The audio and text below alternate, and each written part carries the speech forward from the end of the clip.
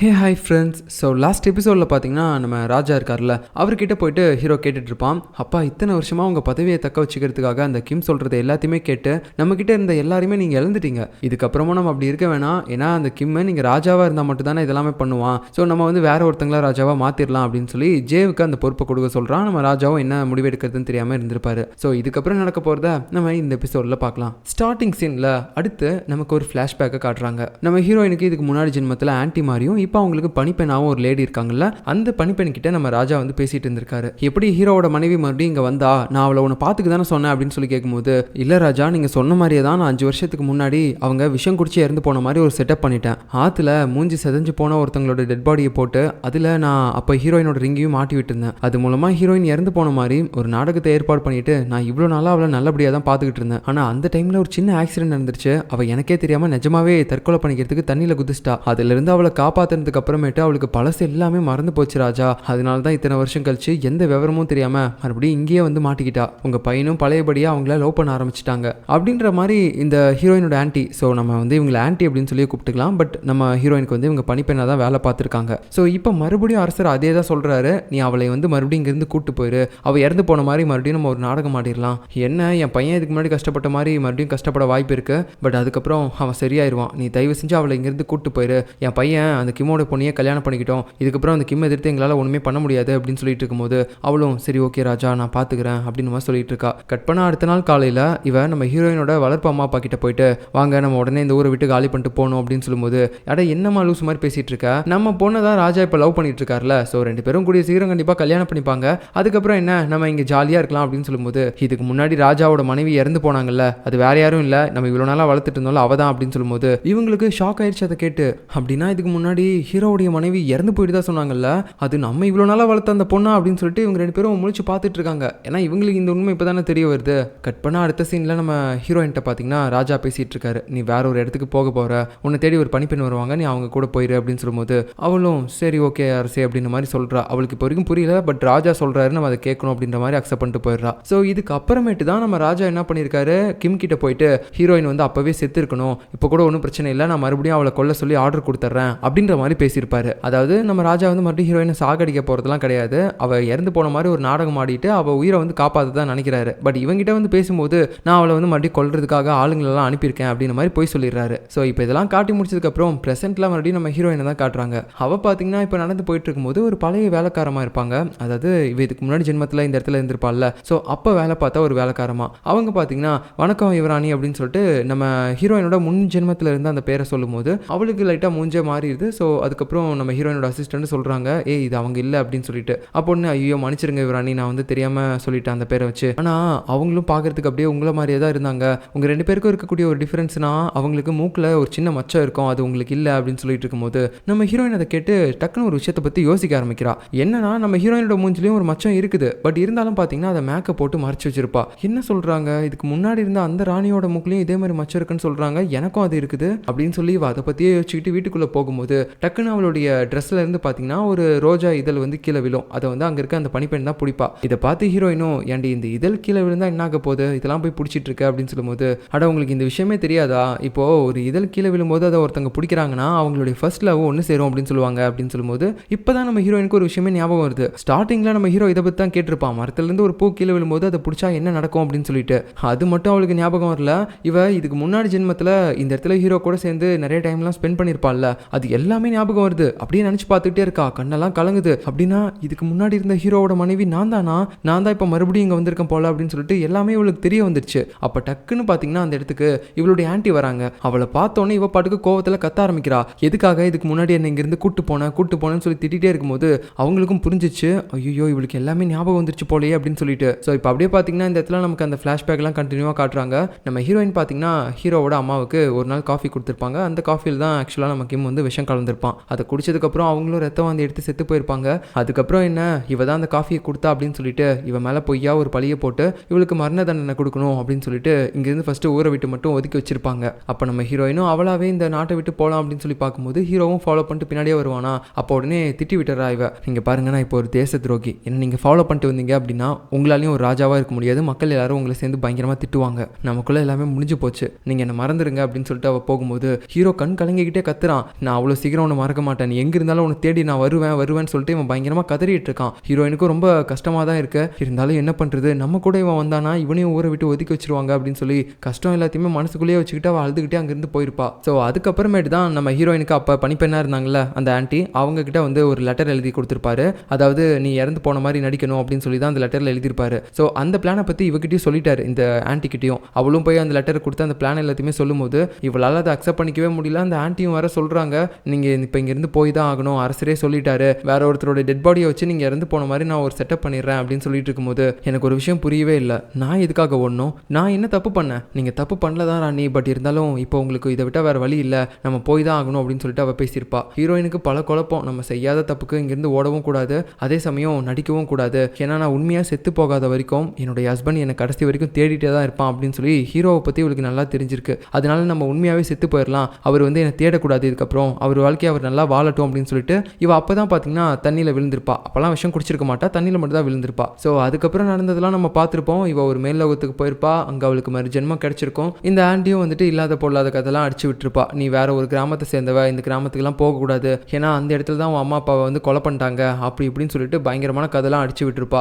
இப்போ இது எல்லாமே நம்ம ஹீரோயினுக்கு ஞாபகம் வந்ததுக்கப்புறம் எதுக்காக நீங்கள் என்ன அப்படி பாதிலே விட்டீங்க, எதுக்காக என்ன இவ்வளோ நாள் ஏமாத்தினீங்க அப்படின்னு சொல்லிட்டு கதறி கதறி அழுதுகிட்டு பேசிகிட்டே இருக்கும்போது அவளும் வந்து சொல்கிறா, நான் என்ன பண்ணுறது, எல்லாமே ராஜா சொல்லி தான் பண்ணேன் அப்படின்னு சொல்லிட்டு இப்போ ஒரு இடத்துல உட்காந்து சொல்லும்போது நம்ம ஹீரோயினும் இருந்தாலும் நீங்கள் இப்படி பண்ணியிருக்க கூடாது, நான் ஹீரோவை எவ்வளோ மிஸ் பண்ண தெரியுமா அப்படின்னு சொல்லி இவ பேசிகிட்டே இருக்கும்போது அந்த ஆன்ட்டி வந்து மறுபடியும் சொல்கிறா, ஆக்சுவலாக நம்ம இப்பயும் இந்த இடத்த விட்டு போக தான் போகிறோம், ராஜா மறுபடியும் நமக்கு ஒரு ஆர்டர் கொடுத்துருக்காரு, நீங்கள் இந்த இடத்துல இறந்து போன மாதிரி நான் ஒரு செட்டப் பண்ணிடுவேன், அதுக்கப்புறம் உங்களை இங்கேருந்து மறுபடியும் நான் கூட்டு போயிடுவேன் அப்படின்னு சொல்லும்போது அவளுக்கு ஒரு மாதிரி காண்டா இருக்கு. இல்லை, நான் இதுக்கு முன்னாடி தான் ஹீரோவை விட்டு வந்து ஒரு பெரிய தப்பு பண்ணிட்டேன், இதுக்கப்புறமும் நான் இந்த இடத்த விட்டு வரவே மாட்டேன், நான் தனியாக வந்து இதுக்கு முன்னாடி ஹீரோவை கஷ்டப்படுத்துற மாதிரி எப்பயுமே மறுபடியும் பண்ண மாட்டேன், என்னோட வாழ்வோ சாவோ நான் இதே இடத்துல பார்த்துக்கிறேன் அப்படின்னு சொல்லிட்டு இருக்கும்போது அவள் விடவே மாட்றா. ராஜா ஆர்டர் கொடுத்துட்டாரு, நீ வா வா அப்படின்னு சொல்லிட்டே இருக்கும்போது கரெக்டாக பார்த்தீங்கன்னா ஹீரோயினோட வீட்டை வேற வந்து அப்படி கொளுத்துறதுக்காக ராஜா ஏற்பாடு பண்ண ஆளுங்க எல்லாருமே பார்த்தீங்கன்னா மண்ணெண்ணெயை ஊற்றிட்டு இருக்காங்க. அதாவது மறுபடியும் ஒரு செட்டப் பண்ணுறாங்க, அவள் இறந்து போன மாதிரி தெரியப்படுத்திட்டு அவளை இங்கேருந்து உயிரோட வேற இடத்துக்கு கூட்டு போயிடணும் அப்படின்னு சொல்லிட்டு.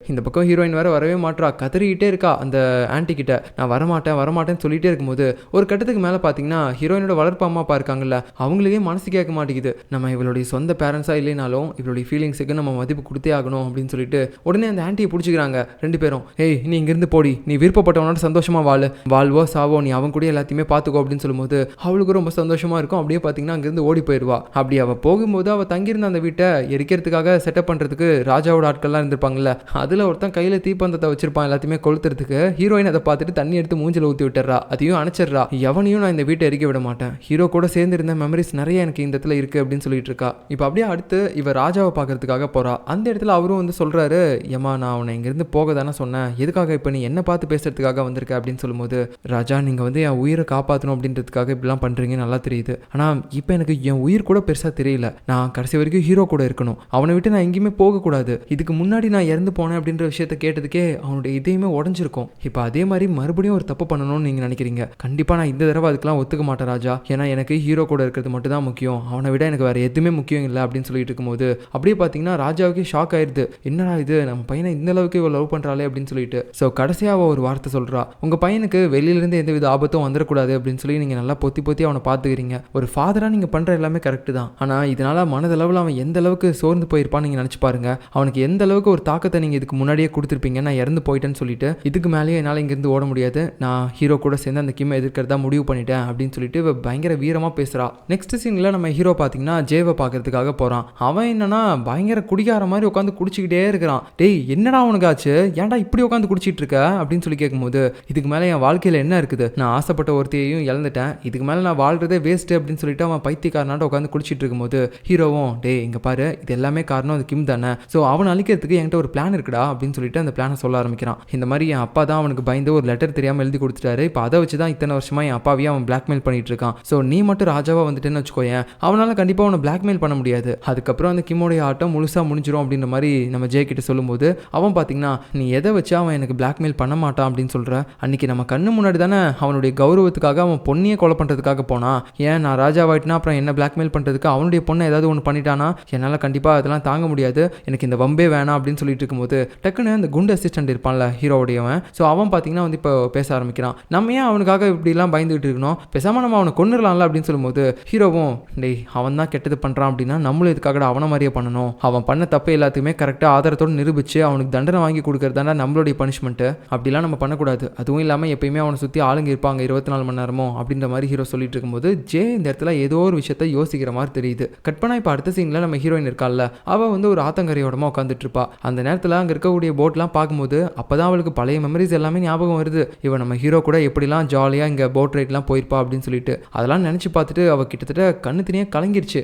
அந்த டைமில் அவளுடைய பனிப்பெண் பார்த்துட்டு ஐயோ என்னாச்சு உங்களுக்கு இந்தாங்க அப்படின்னு சொல்லிட்டு ஒரு கர்ச்சீஃபை கொடுக்கும்போது அவள் வாங்கி அதை தொடக்கிறா. எனக்கு என்னன்னு தெரியல, எனக்கு ரொம்ப சந்தோஷமா இருக்கு அப்படின்னு சொல்லிட்டு அப்படியே குடுகுடுன்னு ஓடி போறா நம்ம ஹீரோ பார்க்கறதுக்காக. இந்த பக்கம் நம்ம ஹீரோ ஆஃபீஸில் உட்காந்துட்டு இருக்கும்போது இவ வந்து பார்த்துட்டு டக்குன்னு ஷாக் ஆயிட்டான். ஏய் என்னடி ஆச்சு, ஏன்டி இப்படி மூச்சு வாங்க ஓடி வர அப்படின் போது ஒன்றும் இல்லை எனக்கு உங்களை பார்க்கணும்னு தோணுச்சு, ரொம்ப நாள் ஆச்சுல பார்த்து அப்படின்னு சொல்லும்போது ஹீரோக்கு ஒன்றுமே புரியல. என்ன ரொம்ப நாள் ஆச்சுன்றா, எப்பயுமே என் பக்கத்தில் தானே இருக்கா அப்படின்னு சொல்லிட்டு அவனும் கொஞ்சம் புரியாமே பார்த்துக்கிட்டு இருக்கான். அதாவது நம்ம ஹீரோயின் மறுபடியும் பழைய ஆளாக திரும்ப வந்துட்டால, அதனால தான் அந்த கண்ணோட்டத்திலிருந்து நம்ம ஹீரோவை இப்போ பார்க்க ஆரம்பிக்கும் போது உங்களை பார்த்து ரொம்ப நாள் ஆச்சு அப்படின்ற மாதிரி சொல்கிறா. இப்போ அப்படியே அடுத்த சீனில் நம்ம ராஜாவை தான் காட்டுறாங்க.